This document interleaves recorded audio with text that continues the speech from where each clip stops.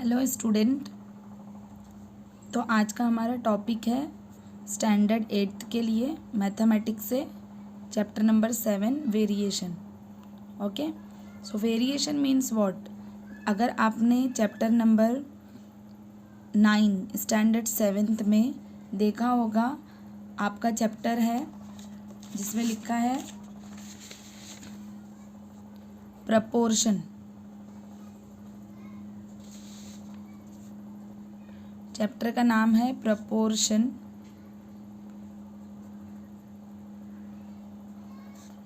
सो chapter है आपका वहाँ पर direct proportion and inverse proportion. Okay, so direct proportion means क्या होता है, उसमें वहाँ पर अगर आपकी एक क्वांटिटी बढ़ती है तो दूसरी क्वांटिटी भी साथ में बढ़ती है। If one quantity is increasing other also will increase along with it. So इसको हम बोलेंगे डायरेक्ट प्रपोर्शन, प्रपोर्शनली वो बढ़ेगा। ओके, और जहाँ पर भी हम देखें कि इन्वर्स प्रपोर्शन, तो वहाँ पर होगा एक क्वांटिटी अगर इंक्रीज हो रही है तो दूसरी क्वांटिटी डिक्रीज होगी। तो एक डायरेक्ट प्रपोर्शन में दोनों क्वांटिटी साथ में बढ़ती है, यानी कि सेम प्रपोर्शन में। और इन्वर्स प्रपोर्शन में होता है कि अगर एक क्वांटिटी बढ़ेगी तो दूसरी क्वांटिटी घटेगी, कम होगी। ओके, तो ये तो हमने देखा था चैप्टर नंबर 7 में। अब हम देखेंगे 8th स्टैंडर्ड में, जिसका नाम है variation. Variation means very, very means changes, यानी कि अगर हम जब भी चेंजेस देखेंगे कोई भी चीज़ में जो आइदर डायरेक्टली वेरीज होगी और इनडायरेक्टली, तो हम उसको बोलेंगे वेरिएशन। ओके, देखेंगे यहाँ पर वेरिएशन। अब वेरिएशन दो टाइप के होते हैं। एक होता है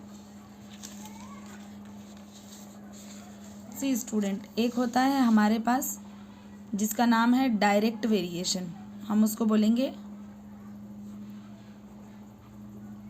डायरेक्ट वेरिएशन। और एक है हमारे पास सेकंड इनवर्स वेरिएशन। तो 7th स्टैंडर्ड में जैसा आपने देखा था, तो वो था एक आपका डायरेक्ट प्रपोर्शन और दूसरा था इनवर्स प्रपोर्शन। अब यहाँ पर सेम है, कॉन्सेप्ट सेम है, बस सिर्फ उसका नाम चेंज हो गया है। प्रपोर्शन से बन गया है डायरेक्ट वेरिएशन और inverse variation.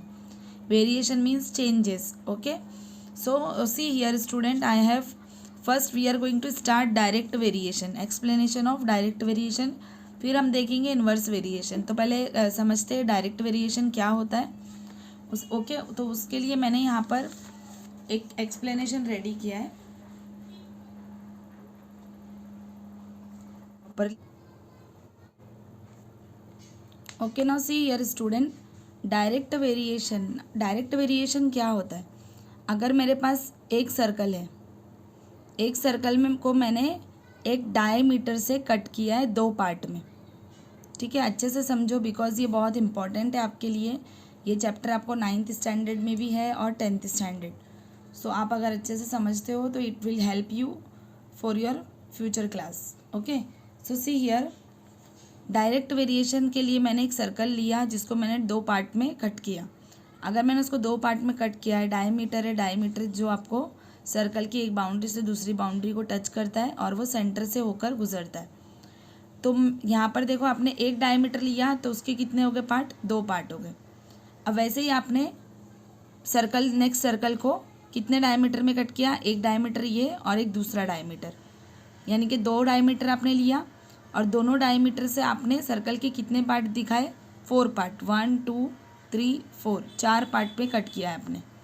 Same third circle लिया है मैंने, और मैंने थर्ड सर्कल को कितने डायमीटर से कट किया है, 1 2 3, एक डायमीटर ये है, second diameter and third diameter.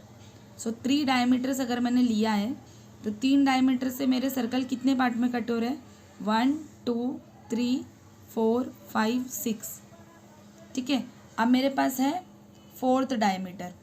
4th diameter है, मैंने उसको कितने सर्कल में, डायमीटर में कट किया है सर्कल को।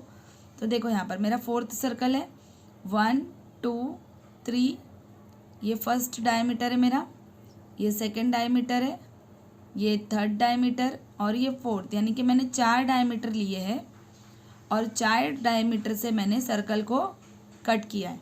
तो ऐसे कितने पार्ट मैंने निकाले, तो देखो यहाँ पर 1 2 3 4 5 6 7 8, तो टोटल कितने पार्ट हो गए मेरे पास, 8 पार्ट। ये कुछ पिज्ज़ा टाइप लग रहा है ना आपको, ठीक है। तो यानी कि यहाँ पर क्या हो रहा है, अगर मैंने डायमीटर्स की क्वांटिटी बढ़ाई, जैसे कि मेरा यहाँ पर डायमीटर 1 था तो 2 पार्ट में मैंने कट किया, यानी कि 2 पार्ट मेरे मुझे मिल रहे सर्कल से। अगर मैंने 1 डायमीटर से 2 डायमीटर कर दिया, यानी कि 2 पार्ट में 2 डायमीटर को मैंने निकाला, तो 4 पार्ट मुझे मिल रहे सर्कल के। वैसे अगर मैंने 3 डायमीटर निकाला तो 3 डायमीटर से मुझे 6 पार्ट मिल रहे सर्कल के।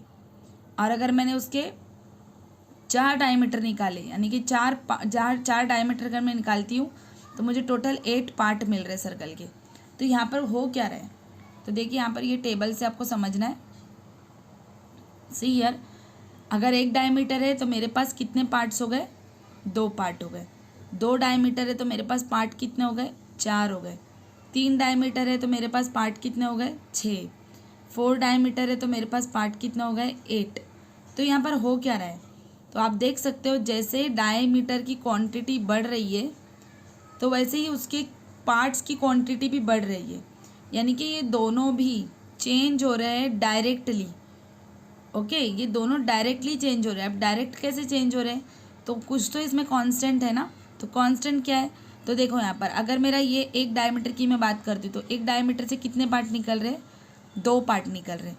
तो मेरे 2 डायमीटर से 4 पार्ट निकल रहे हैं ना। तो अगर मैं इसको सॉल्व करती हूँ कुछ ऐसे, यहाँ पर एज फॉर एग्जाम्पल मैं यहीं पर आपको सॉल्व करके दिखाती हूँ। सी हियर, अगर मेरे पास 2 डायमीटर है तो उसके कितने पार्ट है, 4 पार्ट है। 2 1 ज़ा 2, 2 2 ज़ा 4, ये मुझे 1/2 दे रहा है। 3 डायमीटर है तो उससे 6 पार्ट हुए थे, 3 1 ज़ा 3, 3 2 ज़ा 6, ये भी 1/2 दे रहा है। 4 डायमीटर है मेरे पास और मैंने उससे 8 पार्ट निकाले, यानी कि 4 1 ज़ा 4, 4 2 ज़ा 8। यानी कि मिलाकर बात ये है कि ये सब चेंज हो रहे हैं 1/2 के रेशो से, यानी कि ये जो रेशो है ये यहाँ पर कांस्टेंट है, ये रेशो चेंज नहीं हो रहा है, ठीक है। तो यहाँ पर डायरेक्ट वेरिएशन में जब भी हम देखेंगे डायरेक्ट वेरिएशन, तो डायरेक्ट वेरिएशन में चेंजेस होगा दोनों क्वांटिटी में कॉन्स्टेंटली, दोनों क्वांटिटी में कॉन्स्टेंटली चेंज होगा। ओके, तो यहाँ पर हम एक फॉर्मूला देखेंगे जिससे आपको और हेल्प मिलेगी। So see here the formula,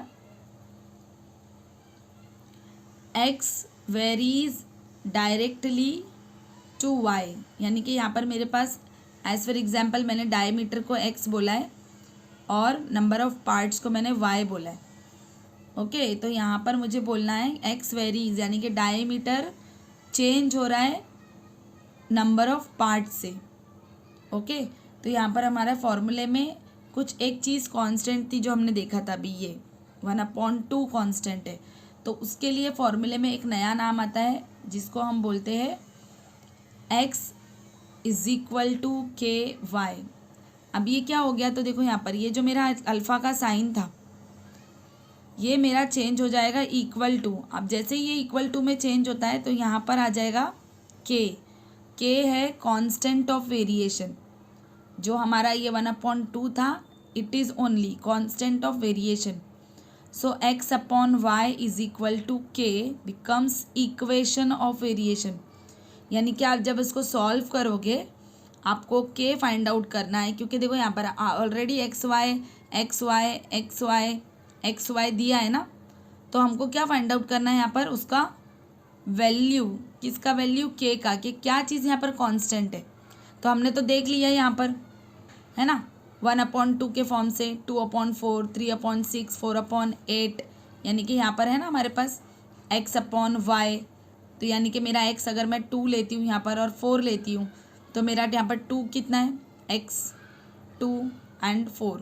तो अगर मैं देखो यहाँ पर वापस से बताती हूँ आपको, x है फॉर एग्जाम्पल मेरा यहाँ पर 3, तो मैंने लिया 3/y, मेरा है यहाँ पर 6, तो मैंने ले लिया 6। जैसे ये फॉर्मूले में रखा है यहाँ पर, ये फॉर्मूला मैं सॉल्व कर रही हूँ k फाइंड आउट करने के लिए, = k, मुझे k फाइंड आउट करना है ना।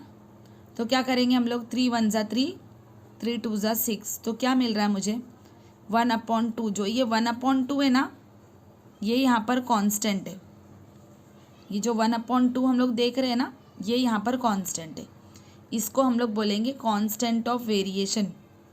ठीक है, तो आइए अब हम एक और क्वेश्चंस लेते हैं जो हमारे टेक्स्ट बुक में ऑलरेडी दिया है, उसके थ्रू हम लोग सॉल्व करेंगे डायरेक्ट वेरिएशन और आपको अच्छे से समझ में आ जाएगा। तो देखिए यहाँ पर स्टूडेंट, यहाँ लिखा है if the rate of notebook is ₹240 पर डज़न, यानी कि एक डज़न का कॉस्ट अगर आता है, एक डज़न का कॉस्ट अगर आता है 240, यानी 12 नोटबुक का कॉस्ट अगर आता है 240, what is the cost of 3 notebooks? Also find 9 notebooks cost, 24 notebooks and 50 notebooks and complete the following table. तो अभी हमको ये टेबल सॉल्व करना है। तो इसके लिए देखिए, नंबर ऑफ नोटबुक्स कितना है x और कॉस्ट इन रुपीज़ कितना है y। जैसे हमने यहाँ पर अभी जस्ट जो टेबल में हमने देखा था, हमारे यहाँ पर ये जो टेबल हमने सॉल्व किया है, ये टेबल में देखा था कि डायमीटर कितना था x और उसका पार्ट्स कितना था y, तो हमने इसको सॉल्व किया था, है ना। तो वैसे ही अभी हम लोगों को यहाँ पर सॉल्व करना है ये नंबर्स। तो कुछ नहीं है, कोई हार्ड नहीं है, यहाँ पर आपको ये देखना है कि 12 नोटबुक का कितना कॉस्ट है 240, और यहाँ पर लास्ट में लिखा है एक नोटबुक कितने की है, 20 रुपीज़ की है। यानी कि आपको 20 रुपीज़ का एक नोटबुक है, उसके हिसाब से आपको 3 नोटबुक्स कितने में आएगी, 9 कितने में आएगी, और 24 और 50। तो उसके लिए क्या करना होगा आपको, तो आपको अपने सम्स के हिसाब से, जैसा हमारा मेथड जाता है उसमें हमको पहले कांस्टेंट फाइंड आउट करना है। तो यहाँ पर कांस्टेंट देखो क्या है, ऑलरेडी यहाँ पर दिया है कि एक नोटबुक का कॉस्ट है 20 रुपीज़। तो यहाँ पर ये जो मेरा 20 है, ये मेरा कांस्टेंट है, ये मेरा k है कांस्टेंट। तो मुझे बाकी सबको क्या करना है, तो आपको कुछ नहीं करना है, आपको यहाँ पर 20 के हिसाब से आपको 3 20 से मल्टीप्लाई कर देना है, 9 को 20 से मल्टीप्लाई करना है, 24 को कर देना है। तो ऐसे आपको मल्टीप्लाई करके सॉल्व करना है। ठीक है, तो यहाँ पर देखिए, अगर आप 3 को मल्टीप्लाई करते हो 20 से, अगर आप 3 को 20 से मल्टीप्लाई करते हो तो आपको मिलेगा आंसर 60।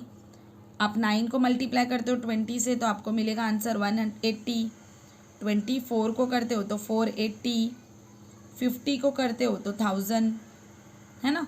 तो ऐसे आपके नंबर्स बढ़ रहे। तो यहाँ पर समझाने के लिए सिर्फ टेबल अगर समझेंगे हम लोग, तो यहाँ पर देखिए कॉस्ट ऑफ नोटबुक्स 12 था, 240, 3 रुपीज़ हो गया, यानी कि 12 से वो सीधा 3 नोटबुक में चेंज हो गया। क्वांटिटी यहाँ पर डिक्रीज़ हो गई है, तो इसका कॉस्ट भी क्या हो गया, डिक्रीज़ हो गया। ठीक है, अब 3 से वो 9 हो गया है, यानी कि क्वांटिटी बढ़ गई है, तो उसका क्या हो गया है, कॉस्ट भी बढ़ गया है। 9 से 24 हो गया, यानी कि क्वांटिटी बढ़ी है तो कॉस्ट बढ़ गया। 24 से 50 हो गया, यानी कि क्वांटिटी बढ़ गई है तो कॉस्ट भी बढ़ गया है। ओके, तो आपको यहाँ पर सिर्फ समझना है कि अगर एक क्वांटिटी बढ़ रही है तो दूसरी भी साथ में बढ़ रही है, दोनों भी साथ में बढ़ रहे हैं। जब दोनों साथ में बढ़ रहे हैं, यानी कि ये है हमारा डायरेक्ट वेरिएशन। कौन सा वेरिएशन है ये, direct variation. Okay, so see here some explanation from the above table. We see that the ratio of number of notebook x and their cost y in each pair is 1/20. 1/20 का ratio है यहाँ पर। ठीक है, it is constant. The number of notebook and their cost are in the same proportion. In each case, if one number increases, then the other number increases in the same proportion. This is important. Okay, clear everyone? तो चलो आज हम हमारा practice set start करते हैं after this explanation. I hope आपको समझ में आया होगा। अगर नहीं समझ में आया है तो आप वीडियो को वापस से देखिए और इसको समझिए, क्योंकि ये बहुत इंपॉर्टेंट है और मैंने जितना हो सकता है मैंने इजी मेथड से आपको समझाया है। हम कर only the explanation for direct variation. अब हम देखेंगे नेक्स्ट वीडियो में practice set 7.1। Thank you so much everyone. If you like my video, please share on WhatsApp to your friends and subscribe to my channel. Thank you so much.